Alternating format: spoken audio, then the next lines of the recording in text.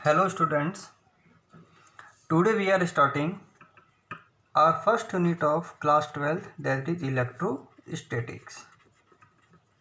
ये जो पहली यूनिट अपनी 12th क्लास की इसे हम बोलते हैं इलेक्ट्रोस्टैटिक। इलेक्ट्रोस्टैटिक क्लास 12 के पहले दो चैप्टर कवर करेगा, chapter number 1 and chapter number 2। पहले हम लोग बात करते हैं इलेक्ट्रोस्टैटिक का मतलब क्या होता है। देखो बच्चों, इलेक्ट्रिक मीन्स होता है चार्ज एंड स्टैटिक मीन्स होता है एट रेस्ट। मतलब जो अपनी फर्स्ट यूनिट है उसमें हम लोग किसके बारे में स्टडी करेंगे, उसमें हम स्टडी करेंगे चार्ज के बारे में। और चार्ज को हम लोग ऑलवेज किस पे एज्यूम करते हैं, रेस्ट पे एज्यूम करते हैं। ठीक है, चैप्टर नंबर 1 जो अपना होगा 12th क्लास का, उसे हम लोग बोलेंगे electric charge and field. Electric charge and field, इसमें हम लोग सबसे पहली डेफिनेशन स्टडी करते हैं इलेक्ट्रिक चार्ज होता क्या है। इलेक्ट्रिक चार्ज जिसको हम लोग डिनोट करते हैं कैपिटल क्यू से या स्मॉल क्यू से। ये जो वर्ड है चार्ज, ऑलरेडी आप लोग इससे फेमिलियर हैं। आप ये जानते हैं कि लाइक चार्जेस हमेशा एक दूसरे को रिपेल करते हैं, अनलाइक चार्जेस हमेशा एक दूसरे को अट्रैक्ट करते हैं। बट ये चार्ज की एक प्रॉपर्टी होती है। हम लोग बोल रहे हैं चार्ज की एक्चुअल डेफिनेशन होती क्या है। देखो बच्चों, charge is inherent property of fundamental particles like electron and proton due to which bodies are attracted और रिपेल्ड। मतलब क्या हुआ, चार्ज इनहेरेंट प्रॉपर्टी होती है किसकी, फंडामेंटल पार्टिकल्स की। पहले हम लोग बात करते हैं इनहेरेंट प्रॉपर्टी। इनहेरेंट प्रॉपर्टी का मतलब होता है एक ऐसी प्रॉपर्टी जो अपने आप डेवलप होती है, जो पहले से होती है, हम लोग क्या बोलते हैं, inherent property of fundamental particles like electron and proton. Fundamental particles का मतलब होता है lowest amount of particle present in nature is called fundamental particle.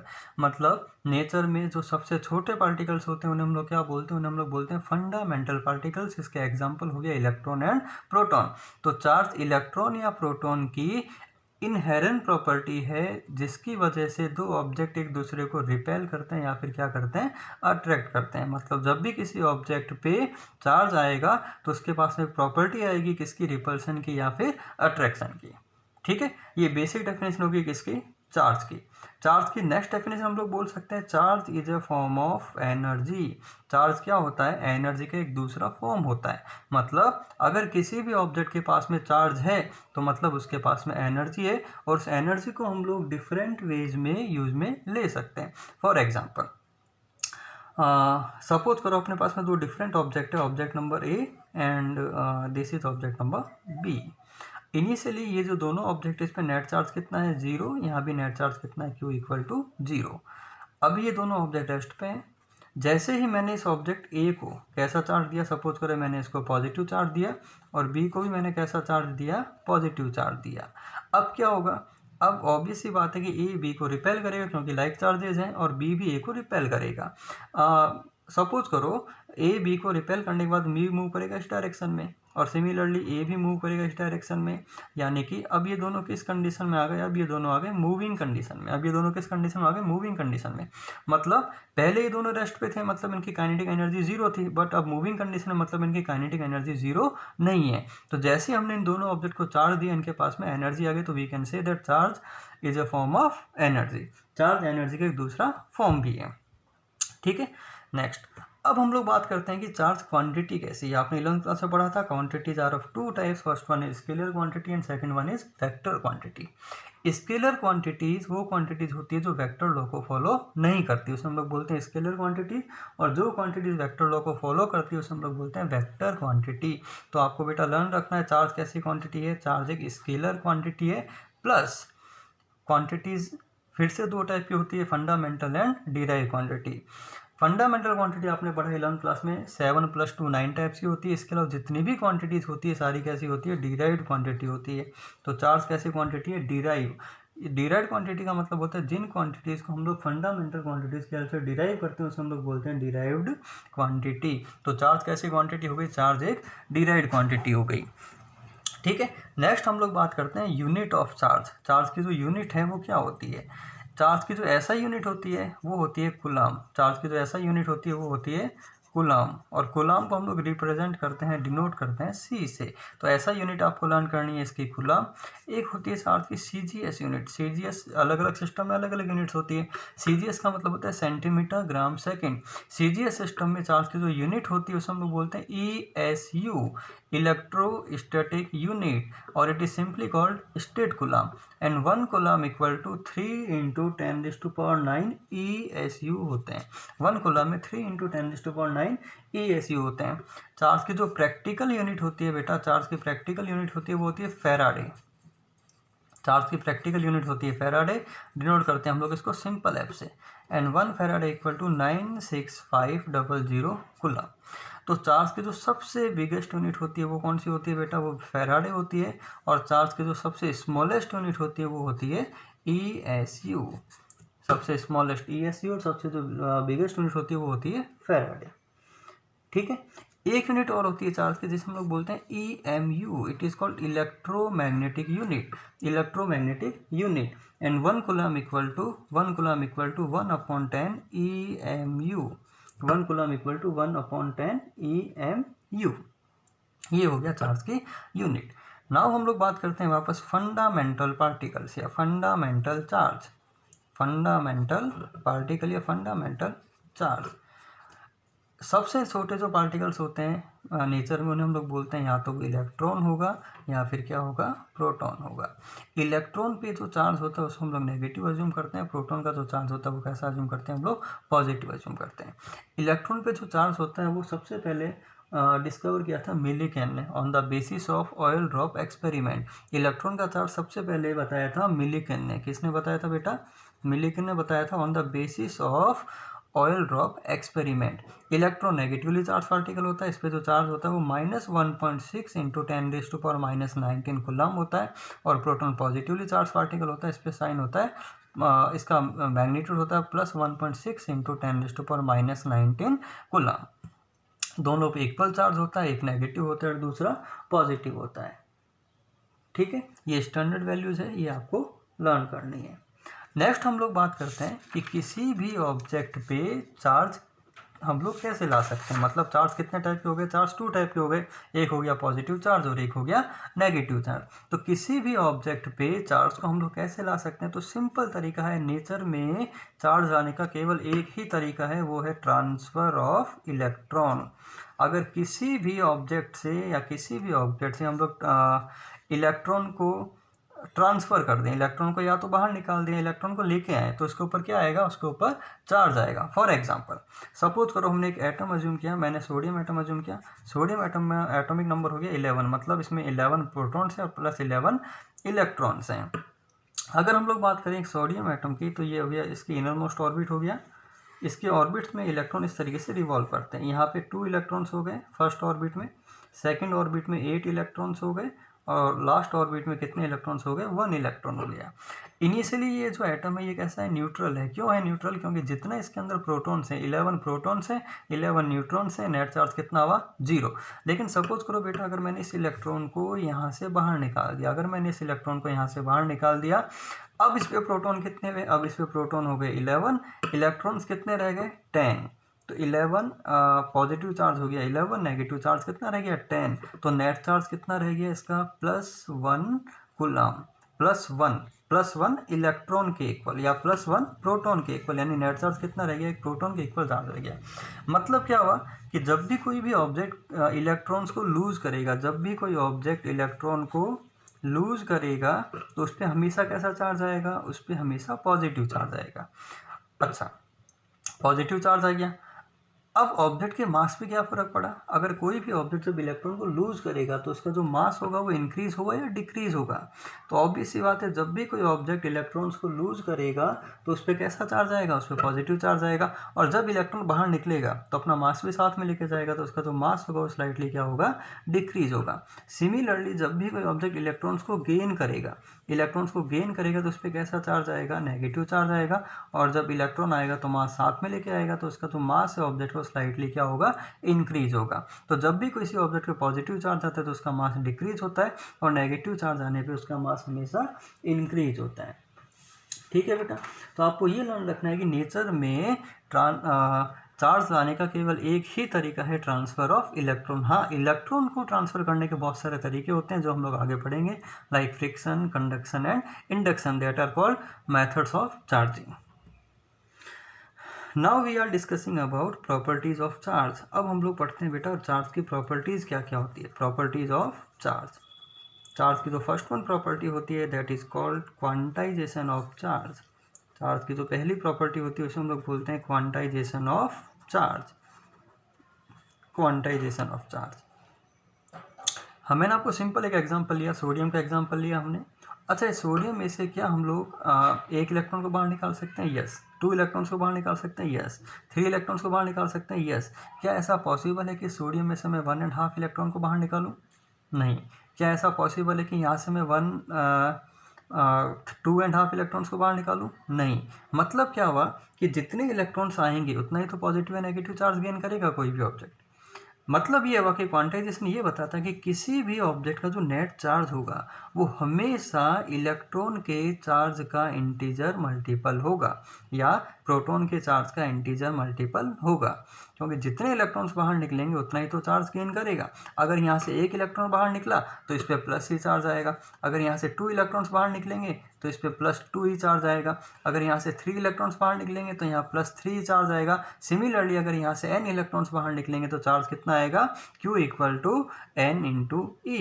अगर इलेक्ट्रॉन को गेन करेगा तो नेगेटिव चार्ज आएगा और अगर इलेक्ट्रॉन को लूज करेगा तो चार्ज कैसा आएगा? पॉजिटिव चार्ज आएगा।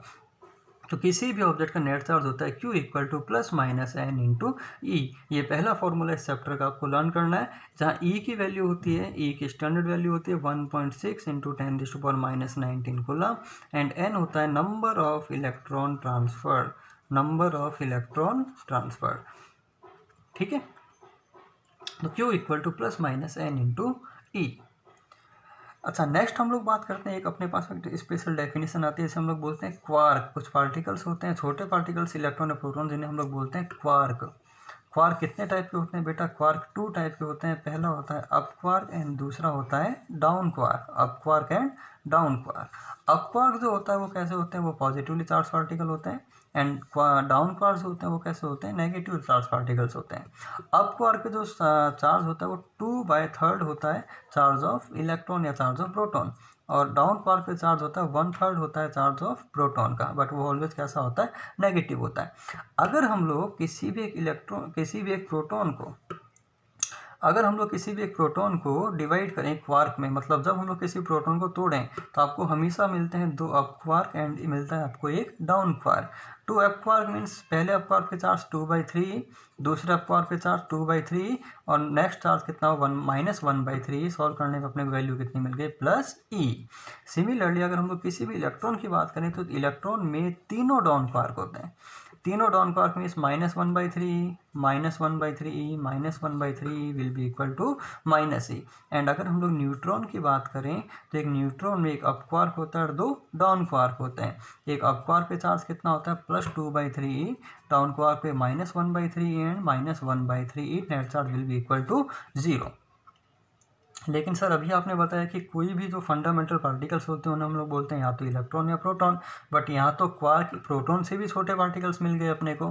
बेटा एक्चुअल में होता क्या है कि ये जो क्वार्क होते हैं कभी भी इंडिविजुअल सर्वाइव नहीं करते। क्वार्क कभी भी सिंगल सर्वाइव नहीं करता। क्वार्क जो होते हैं वो हमेशा किस में रहते हैं? पेयर्स में रहते हैं, ग्रुपिंग में रहते हैं। अगर हम लोग एक ग्रुप की बात करें तो या तो आपको ये वाला ग्रुप मिलेगा या आपको ये वाला ग्रुप मिलेगा या फिर आपको ये वाला ग्रुप मिलेगा। तो अगर हम लोग नेट चार्ज की बात करें तो वो चार्ज हमेशा एक इलेक्ट्रॉन एक प्रोटॉन के चार्ज के इक्वल ही आएगा। ठीक है, ये हो गया basic quantization of charge. Now अब हम लोग बात करते हैं बेटा क्वांटाइजेशन के ऊपर हम लोग कुछ न्यूमेरिकल्स करते हैं। क्वेश्चन नंबर 1, पहला क्वेश्चन हम लोग करते हैं find out total number of electron transferred by an object to acquire 1 coulomb charge. अगर किसी भी ऑब्जेक्ट को अपने ऊपर 1 कूलम चार्ज लेके आना है तो उसको कितने इलेक्ट्रॉन ट्रांसफर करने पड़ेंगे? और हम लोग फॉर्मूला अप्लाई करेंगे Q = ±n × E।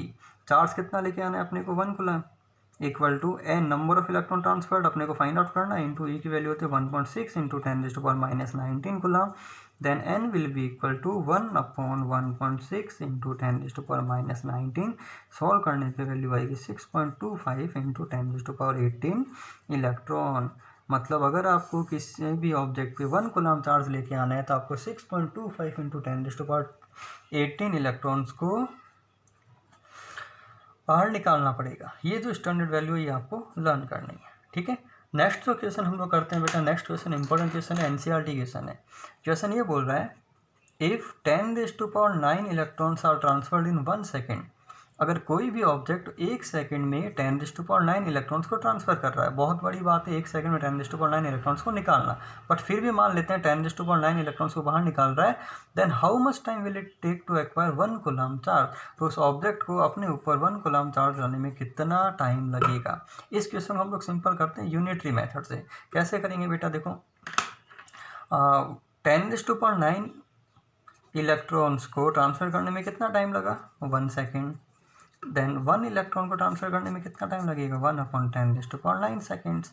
Then 1 coulomb charge लाने के लिए आपको कितने इलेक्ट्रॉन ट्रांसफ़र करने पड़ेंगे, 6.25 × 10⁻18 इलेक्ट्रॉन्स को ट्रांसफ़र करने के लिए आपको कितना टाइम लगेगा। इसको मल्टीप्लाई कर दें हम लोग 6.25 × 10⁻18।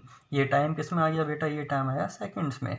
हम लोग इस टाइम को कन्वर्ट कर लेते हैं किस में, ईयर्स में। अगर मैं इस टाइम को ईयर्स में कन्वर्ट करता हूँ तो 1 second equal to 60 minutes, 1 minute equal to 60 second, 1 hour equal to 60 minutes, 1 day equal to 24 hours and 1 year equal to 365 days.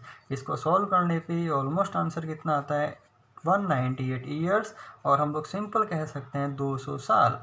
मतलब ये हुआ कि अगर कोई भी ऑब्जेक्ट 1 सेकंड में 10⁹ इलेक्ट्रॉन ट्रांसफ़र कर रहा है तो भी उसको अपने ऊपर 1 कूलम्ब चार्ज लाने में लगभग कितना टाइम लग जाएगा, लगभग 200 साल लगेंगे। इसका मतलब ये हुआ कि 1 कूलम्ब चार्ज एक बहुत बड़ी क्वांटिटी होती है।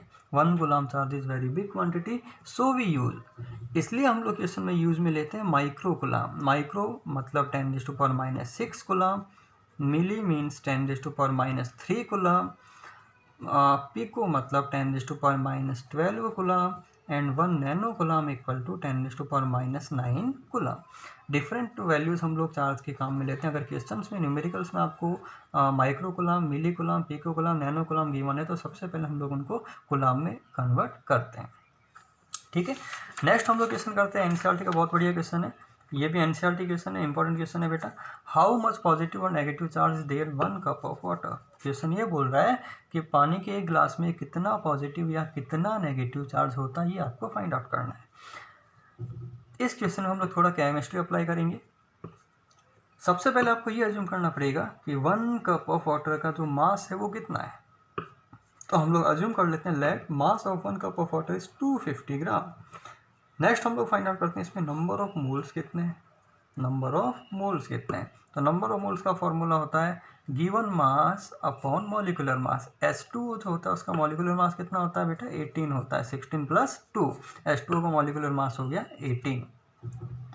आपको पता है कि 1 मोल में कितने मॉलिक्यूल्स होते हैं, 6 × 10⁻23 मॉलिक्यूल, जैसे हम लोग बोलते हैं Avogadro number. Then total number of molecules will be equal to, total number of molecules कितने हो गए बेटा इसमें, टोटल नंबर ऑफ मॉलिक्यूल हो गए 250/18 × 6 × 10⁻23। ये टोटल नंबर ऑफ मॉलिक्यूल हो गया। अपने को नेट चार्ज फाइंड आउट करना है। नेक्स्ट हम लोग फाइंड आउट करते हैं total number of protons. Total number of protons कितने हैं इसमें। तो total number of proton find out करने के लिए हम लोग जानते हैं कि जो H2O का सिंगल मॉलिक्यूल होता है, सिंगल मॉलिक्यूल में नंबर ऑफ प्रोटॉन्स कितना हुआ, 8 + 2 इक्वल टू कितना हो गया, 10। तो टोटल नंबर ऑफ प्रोटॉन्स कितना हो गया, इससे हम लोग मल्टीप्लाई करते हैं 10 से, 6 × 10⁻23 × 10, ये आ गया टोटल नंबर ऑफ प्रोटॉन्स। और अब हम लोग जानते हैं कि सिंगल प्रोटॉन पे चार्ज कितना होता है, 1.6 × 10⁻19 कूलम्ब। देन इतने प्रोटॉन्स पे नेट चार्ज कितना हो गया, इसको हम लोग मल्टीप्लाई कर देंगे 1.6 × 10⁻19 कूलम्ब से। इसको सॉल्व करने पे ऑलमोस्ट अपने को जो आंसर मिलता है वो आंसर कितना मिलेगा, सॉल्व करने पे ऑलमोस्ट अपने को वैल्यू मिलती है 1.34 × 10⁻7 कूलम्ब। ठीक है, नेक्स्ट क्वेश्चन करते हैं हम लोग इसी टाइप का question. Atomic mass of copper is 63.5 gram. This value is given, atomic mass is 63.5. If each atom contribute 1 electron, अगर एक सिंगल एटम एक इलेक्ट्रॉन दे रहा है, सिंगल एटम एक सिंपल 1 इलेक्ट्रॉन दे रहा है, then what is the charge on 10 gram of copper.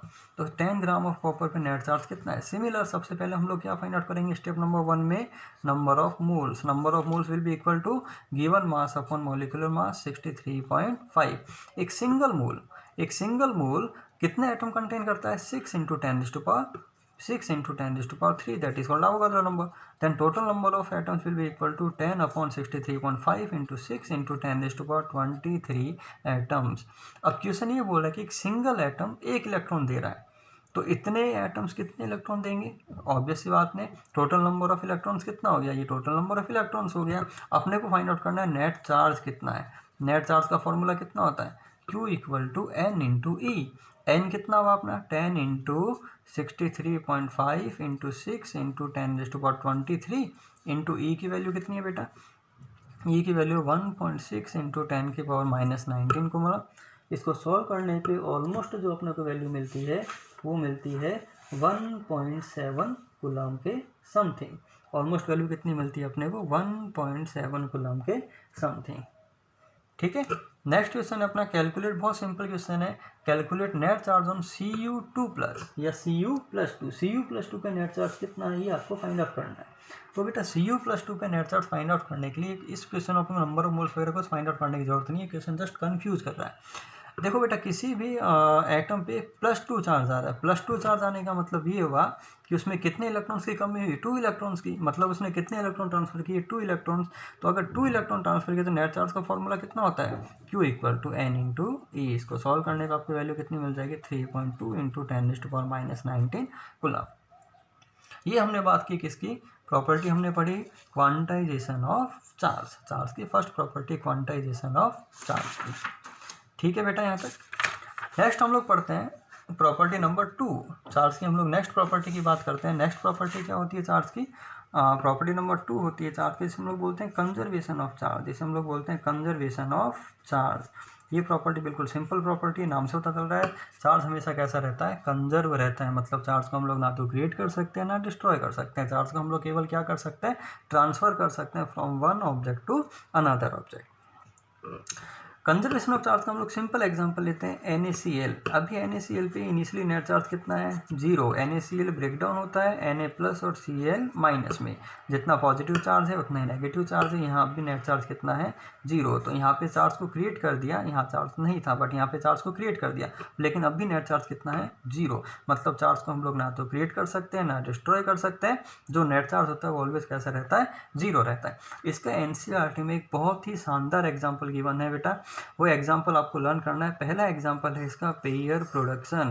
पहला एग्जाम्पल गिवन है पेयर का प्रोडक्शन. बेटा नाम से पता चल रहा है पेयर का प्रोडक्शन, यानी कि एक पेयर यहाँ पे बनता है.